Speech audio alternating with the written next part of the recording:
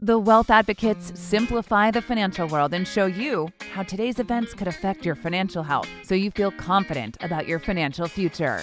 Good afternoon, Wealth Advocates Nation. It's great to be back. I am here with my good friend Eric Statz from Brighton Wealth Management, and we are talking about a new sleeve inside our podcast series called Good News. Eric has a just great attitude on the world, on markets, and there's something about the financial industry where we gravitate toward bad news. If you look at the news, that's all we see is bad news. And today we're going to talk about some great things that are going on. What should we talk about here? Where are we going to go with this? Well, I thought right now, realistic optimism, abundance, and awesome trends. I want to share with you what I'm seeing out there in the world. I've been in Europe and in the UAE and different places spreading this message, if you will, about how optimistic things are. And so if we go to one of my favorite slides that I've used for years is this slide where we show from 1820 to today. Now this goes to 2019, but if we continue it to 2023, it shows it even improving. So in 1820, according to the World Bank, about 92% of the world was in severe poverty. That now severe poverty, according to the World Bank, is identified as living on $1.90 or less per day, adjusted for inflation. Right. Okay. Now, so the world was in severe poverty. Only roughly 8 to 10% was not in severe poverty in 1820. Now, economists say that something happened. A lot of things happened, but in the late 1700s, early 1800s, that changed that, where it has changed dramatically. So this chart shows that the world has changed dramatically. This isn't just the U.S., this is the world, where now, today, less than 10% of the world is in severe poverty. That's still a lot of people. Yeah.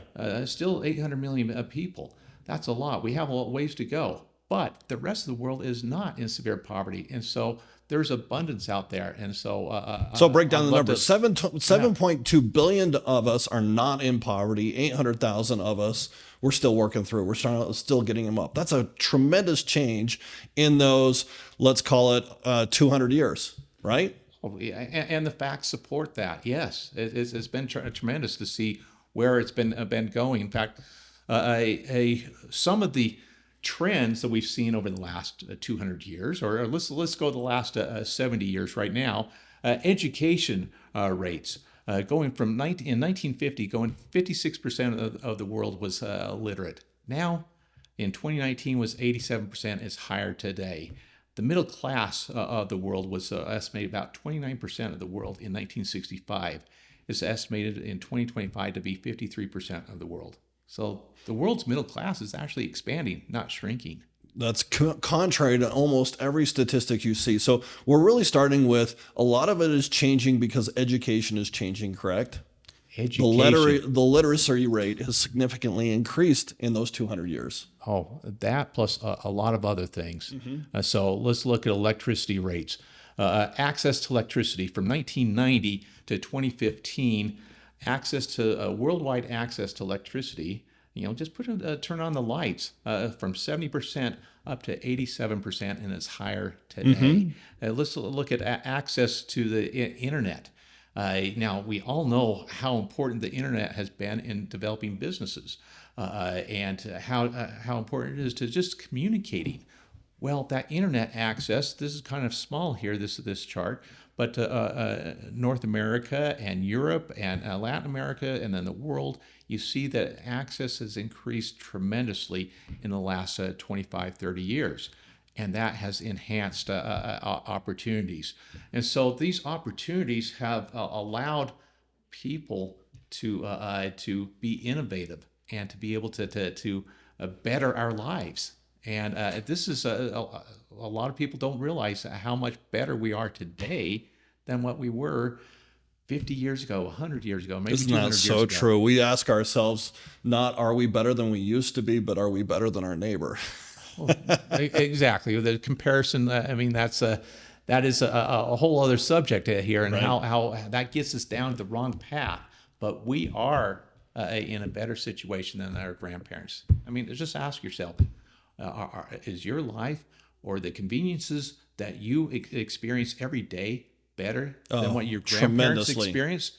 And if you're experiencing that here in the U.S., how is that? Is that same experience being experienced in Europe, in Asia, in South America? Now, I've been around the world and I've seen where there are places that maybe they're not better, but most places are. The world is in a better situation. Oh, tremendously. I think about my own family. Literally 3 generations ago, my family came to America. 3 generations ago, 100 years ago, for religious freedom. I mean, and the trajectory that my family has been blessed with over that time, amazing. And I think everybody listening to this could say something similar to that their life is so much better off than their forefathers just 100 years ago, in terms of education, in terms of information, in terms of access to utilities and luxuries. It's amazing the difference. Why are we so negative? Where did optimism go? It seems like if I read the journals of those forefathers, they don't seem to have the negative, downtrodden Eeyore attitude that maybe people of today do. Yeah, that's a good question. Well, there are many groups that focus on that natural tendency of human beings to look at the negativity. We're kind of going back through history. We want to make sure that we're secure. We want to make sure that we're safe.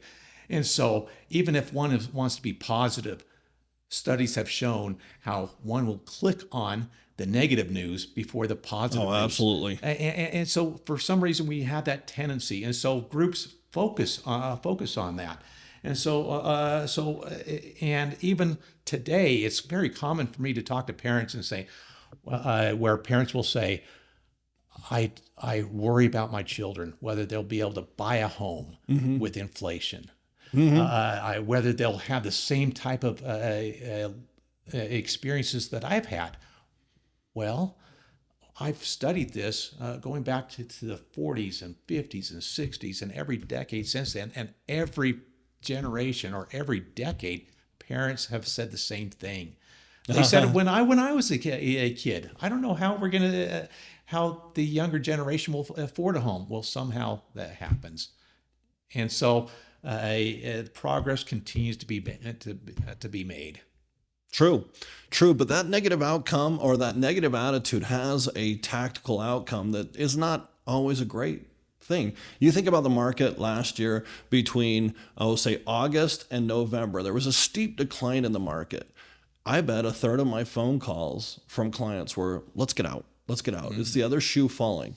Was that been a good idea or a bad idea? It was an awful thing because from November to December, we doubled the loss. We doubled the gains from the losses we lost. That's where all the money was made last year. So that negative attitude can have very negative consequences, can't it? It really can.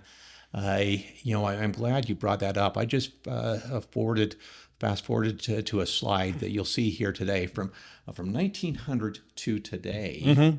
This is a representation of the Dow Jones and what it did, and you can see the easy line that it is going up toward the right. But all the news, including Black Tuesday, the Depression, from 1963 to 1973, we had, in that 10-year time period, we had one sitting president assassinated. We had another sitting president resign because he was going to be impeached. We had Vietnam War. Are we as negative as we were back then?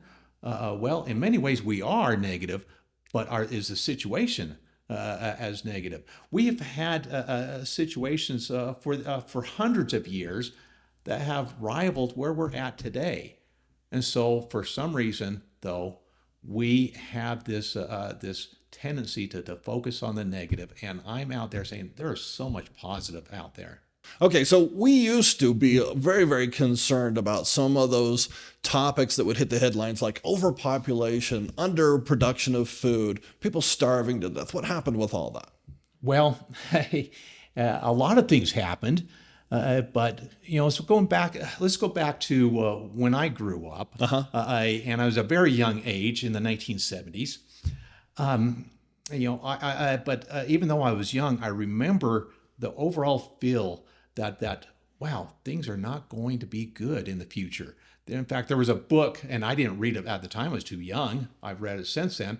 But the population bomb. Yeah. But I knew from school that I was told that, well, there's a high likelihood that half the world will starve to death by 1990 because we're not going to have enough food. All right, so we have overpopulation. We had an ice age. I heard of the ice age before global warming. Yeah. So we had famines. I saw on the TV all the time commercials about the famines in Ethiopia and other parts of the world. We need to help, and we still need to help people. But to my knowledge, we don't have one famine today. And why is that? So I'm just saying in this slide here, in a weird way, the entire world can fit in the size of Texas as far as the 8 billion population. They would live like they are in New York as far as the density, but there's a lot of land out there, and we're using that land more efficiently and effectively. World grain production has increased 264% since 1960, whereas the world population has increased only 159% during this time period. We don't have a food shortage problem. We do have a hunger problem. Yeah. We also have an obesity problem. Yes, we do. We have too much food. So there's a lot of that happened back in the 1970s, and we're seeing it today. Wow, the world is crumbling. We have still overpopulation, and it seems to come back to people are the problem. And now I have a problem with that, but it's the world is not crumbling. We do have there's a lot of good positive things, and the trends show that. So it sounds like people aren't the problem, data's the problem. I mean, in some cases, the data's been a little misleading. You take in the 60s when hurricanes were becoming more prevalent. Yeah. They're stronger, they're bigger. What happened? Yeah. Well, that's interesting. The weather patterns going back to the ice age, the weather. Everyone said, hey, hurricanes are going to be stronger and more fierce and more frequent. Well, that really hasn't happened if you look at the statistics. Now, there might be more damage because there's more people and more things to destroy. But the hurricanes, the severity and also the number of hurricanes actually peaked in many ways in the 1960s. And it might peak again some in the future here. I'm not saying that won't happen. But when we're looking at statistics, we need to look at the data. We need to look at and make sure we understand what's happening before us. Mm-hmm. I grew up in an era of Scooby-Doo, and I was led to believe that quicksand would be a bigger problem than it turned out to be. Or how about Y2K? The world was going to end at Y2K. All examples of data points that we gravitated to, it turned out to be not the catastrophic storm we thought it would be. So, why is the media, the message so dire about what's coming down the pipe? Well, I believe that we need to have hope. Okay. And realize that we are creators. We're all meant to be creators, whether one is religious or not religious.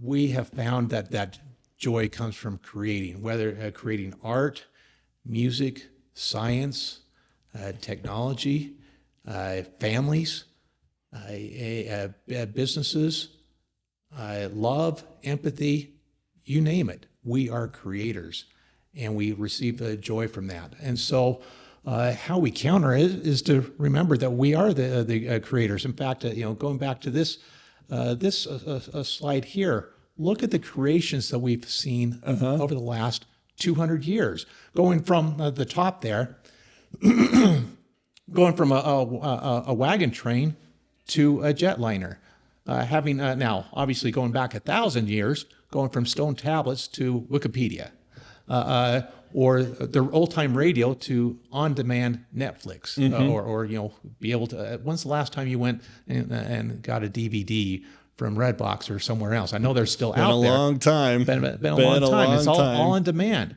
We had automobiles, handmade, to now we can 3D print things. These are all creations. People come up with these ideas, and they're being creators. Yeah, absolutely. You know, what's interesting, to put some rubber on the road with this conversation, I had a conversation with a young man, 24 years old, in graduate school right now, who said, all the good businesses have been created. The opportunities for you people in the 90s and early 2000s and 2010s was so much more significant than what we have right now. And I was flabbergasted by that concept. To your point, my son broke a piece off of one of his guns and he 3D printed a replacement piece. He didn't go to the manufacturer. He just fixed it himself. What a strange world where my son and his friends are creating apps, selling them on Apple, and they're making a little residual income while they're in high school. I mean, what a great opportunity lies ahead for us. Yeah, what an incredible time to live in. I mean, right. Today is maybe the best time in the history of the world to be born. Yep. Because of these opportunities. So population and freedom, combining all those things together, we should have great prosperity, right? Oh, definitely. Yeah, it's an equation, and that I don't know where I got it from. I believe maybe George Gilder, an economist, or some other individual came up with this, but population plus freedom equals prosperity. Okay. And I'm from a firm believer in that, and that if we can protect the freedoms and have an increased population, remember our innovation, we can create prosperity. Mm-hmm. You're a big fan of that book, Superabundance. Right. Tell us a little bit about that. Well, Superabundance is a book that details how abundant we are today versus in the past. And they use a methodology called time pricing. And I'll talk a little bit about time pricing in a little bit. But in that book, they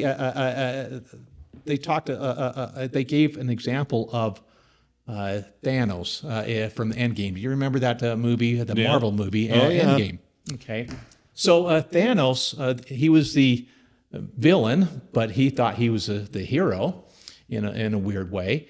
But he wanted to get rid of half the universe population because there was a scarcity of resources such as food, water, air, and other resources. Well, he's correct that there is a finite number of atoms in the universe that will be resources. However, he was incorrect about the innovation that human beings can apply to those atoms. That innovation allows you to create so many products, so many services, so many assets that better our lives. So it's similar to this slide that I have here. How many a piano is limited to 88 keys. Yes. Yeah. But how many songs can you unlimited? Unlimited. Yeah. So coming from that piano. So in a way, this table, this microphone, these atoms have existed, but because of innovation, because of technology, because of knowledge that we have put together, we've been able to create this to be a resource for us. Exactly. So you're at core an optimist, and you've explained to me in past, and you've explained in this podcast as well, how there's more abundance, there's more affordability than there ever has in the past. Break that down for us. What does that mean? Well, going back to time pricing, all time pricing is how much time does it take for us to earn enough money to purchase a product? Okay. And compare that today versus how much time it took in the past. And that's what Marian, Tupy, and Gale Pooley in the book Superabundance do. Okay. And so one example here, let's say we wanted to purchase a bike in 1910. That bike was, you go to Sears and Roebuck, and it costs $11.95. The average blue-collar wage back then was 18 cents an hour. So that person would have to work 66 hours to purchase that bike. Wow. Now, fast forward to 2022, you can go to Walmart and buy a bike, probably a better bike than it was in 1910. Oh, yeah. But for $98, the average blue-collar worker wage was $32.54. And so it takes 3 hours to purchase that bike. Now, Marian, Tupy, and Gale Pooley did that not on just bikes, but on a myriad of services and products and and raw materials, and have shown that it's almost ubiquitous as far as the number of products that you can purchase that better today than you did 20, 30, 50, or 100 years ago. So I completely understand that. I completely agree with that. But look at the shift in those prices. Isn't that really a function of inflation? How does inflation roll into this? Because that's most parents' biggest fear for their children right now is inflation has priced them out of everything. Right. So inflation will hurt, but I would argue temporarily until innovation and wage growth in what we've seen recently will increase. So let's this one chart here about these. This is from Marian Tupy, coming from 50 global commodity prices from 1980 to 2017. The prices increased. You strip out inflation, the real prices actually decreased a little bit, and time prices had actually decreased quite a bit. Now, recently, we've seen inflation, and that's on everyone's mind right now. But from 2020 to 2023, we saw inflation start to pick up in 2021, and people were concerned about, how you look at the gas prices, look at the food prices, look at the services prices. You go to a restaurant. But what happened in later 2021, wage growth started to pick up. And in the last 9 months, wage growth has exceeded inflation. Mm-hmm. And so even taking into account inflation recently, we are better off today than what we were in 2020. Not in all products today, but in the last 50 years and 100 years, that's even more pronounced, though, that how we are better off today than what we were before. So true. So true. You know, when parents ask me that question, how are my kids ever going to afford a house? I always pause and I say, okay, hang on a second. What was more expensive? The first home you bought, think about how much that costs. What's more expensive, the first home you bought or the last car you purchased?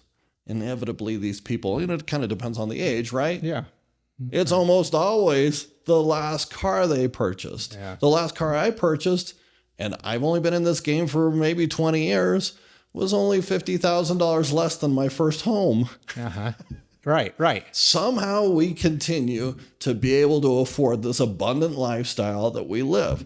Through inflation, through weather crises, through bad data points, through a news media that's biased toward the negative, somehow we prevail. And maybe it's time we just take a shift and we say, maybe it's okay. Maybe we're doing okay. Maybe there's big hope in the future. Mm-hmm. Yeah, definitely. I mean, Patrick asked, let's go back to the question that we asked a little bit earlier. Yeah. Are you better off today than your grandparents or your great-grandparents? You said you're I'm a third generation here. Yep. Okay. Let's look at this. Back in the 1950s, the good old days. Okay. So the average American home was 983 square feet. In 2013, the average American home was 2,300 square feet. It's a little bit higher today. Let's look at quality of life. Life expectancy back in the 1950s was 68 years. Today in the U.S. is 78 years. And that trend has been shown not only in the U.S., but in the world. Yeah. So I would argue that we are better today. Okay, so with the time remaining, what worldwide trends, what other worldwide trends are you excited about that can kind of give our listeners a little hope for a brighter future? Okay, all right. Well, I'll have a number of slides here. We'll go through them very quickly, and you can get these slides at various places. But humanprogress.org is a great website for a lot of. Give it again. The website is humanprogress.org. Okay. It gives you data points. It gives you trends. It gives you stories about what people are doing today. Oh, that's awesome. All right. So let's look at the life expectancy. Now, this is in the U.S., but it's the same worldwide as far as the trend. Life expectancy from birth in the U.S. from in 1860 was around 40 years of age. Today, around 78 years of age. Let's look at the end of famine. The calorie intake of people from 1960 to today. 1960 is about 1,600 calories per day. Today, it's about 2,200 calories per day. And so, and as I said earlier, I don't know of a famine today, right now, whereas famines happened quite consistently for the history of the world. Let's look at more land and sea. This is a big number that people maybe not realize, but 15% of the land in the world is protected by governments. Okay, so the first one was the first national park was Yellowstone. I believe it was 1872. Right. All right. Well, we've had that happen throughout the world, not just in the U.S. So 15% of the land, that's 8 million square miles. That's bigger than the U.S. That is protected. Now, as far as the oceans, about 8% of the ocean is protected. So, and that equates to about 10 million square miles. So 10 million square miles and 8 million square miles, 18 million square miles of protected land and ocean is that's the equivalent of the size of Asia. All right, so that's what we're seeing today. Let's look at the technology. If you remember going back to 1984, remember the Macintosh computer. Okay, it was this 40-year anniversary. Yep, okay, yep. All right, $5,800. I remember buying. I was able to buy one. I think it was 1986, but about the same price.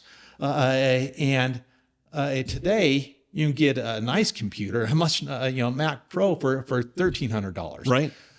Look at the cell phone, $9,400 in 1983. All right, and only a few people had that.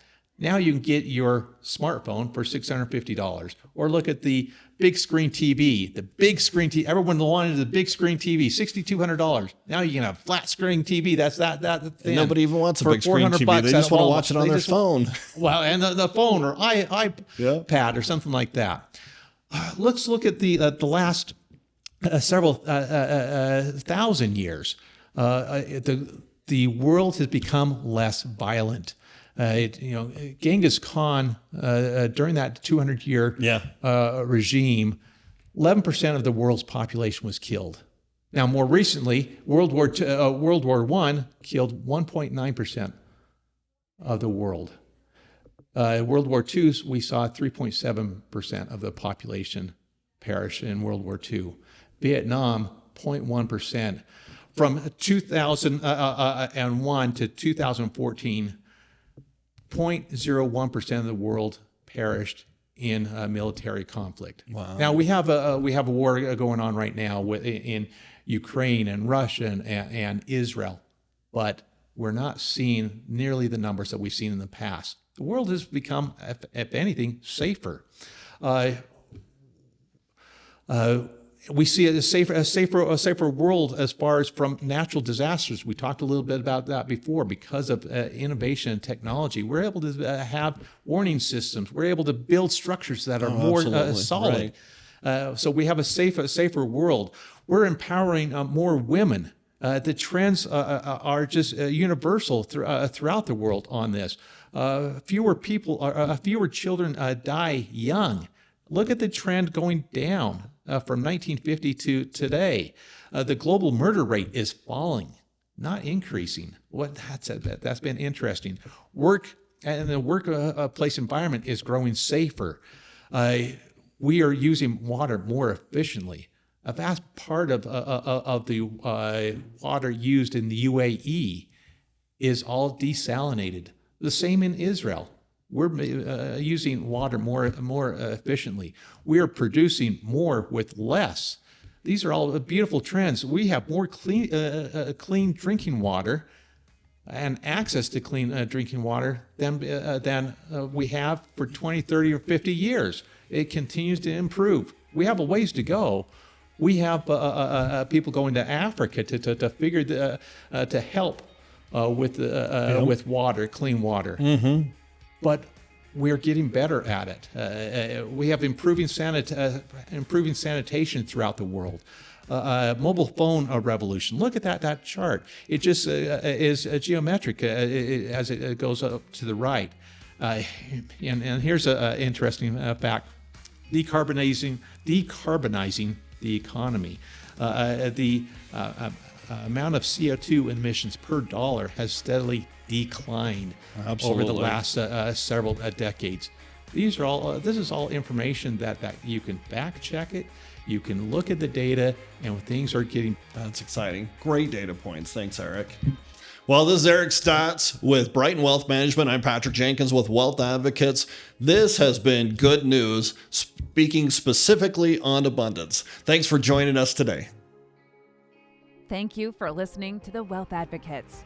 Join us every month by subscribing on Apple Podcasts, Spotify, or Google Podcasts. You can also look for the Wealth Advocates on Stitcher and YouTube. Want more information about today's topics? Reach out to John or Patrick directly by visiting wealth-advocates.com.